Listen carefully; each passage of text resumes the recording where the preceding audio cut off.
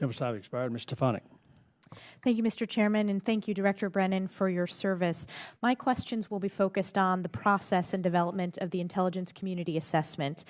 As you know, the previous administration directed the intelligence community to produce a comprehensive intelligence report assessing Russian activities and intentions on December 9th. The unclassified version of that report incorporated information as of December 29th.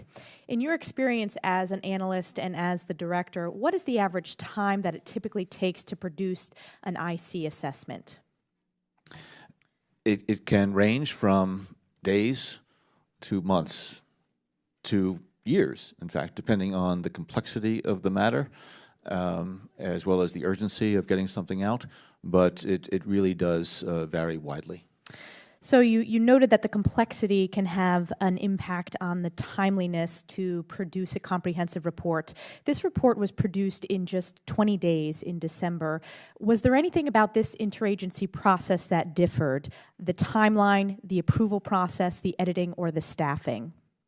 I think it followed the general model of how you want to do something like this, with some notable exceptions. It only involved the FBI, NSA, and CIA, as well as the Office of Director of National Intelligence. It wasn't a full interagency community assessment that was coordinated among the 17 agencies. And for good reason, because of the nature and the sensitivity of the information, trying to once again keep that tightly compartmented.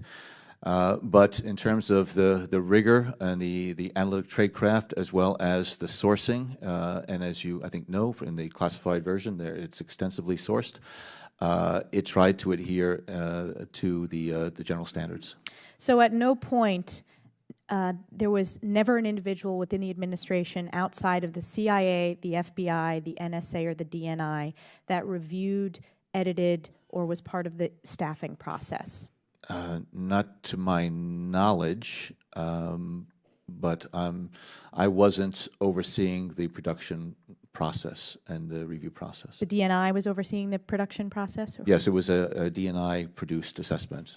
So it's unclear whether anyone else on the NSC or the White House was part of the approval or review process from your from the knowledge that you have? They naturally would not have been part of any type of review or editing process, no.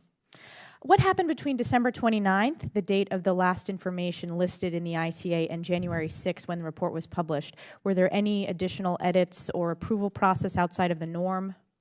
I think it was those last few days were used to further refine. People worked over the holiday period, but again, it was trying to make sure that the products could be provided to the former president and the current president in that first week of January. As we know from your testimony, the Russian role in hacking of U.S. political entities was first reported in July 2016 and was publicly acknowledged by the IC in October of 2016. Why wasn't the intelligence community-wide assessment of these activities ordered until December? There were ongoing assessments that were done, and as I mentioned in my opening testimony, it was used to brief the senior-most government officials, as well as to ensure that the FBI and DHS could do what they needed to do to protect the government institutions that were affected.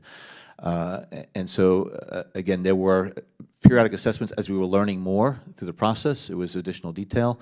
It also allowed us to note that we weren't seeing certain things that we were concerned about. And so the intelligence community assessment that was done in December, published in January, was the culmination of the work, the assessment, the collection that had taken place in the months before. For the record, it's of concern to me that there was a 2-month lag for the administration to direct the DNI to produce a comprehensive report when this was publicly acknowledged as an issue months earlier during the year. I want to touch upon the previous administration's actions on December 29th in response to the Russian government's harassment of U.S. officials and cyber operations, which declared persona non grata 35 Russian intelligence operatives and the closure of 2 Russian compounds in the U.S. Did you recommend any action to the administration prior to December 29th or prior to the November election?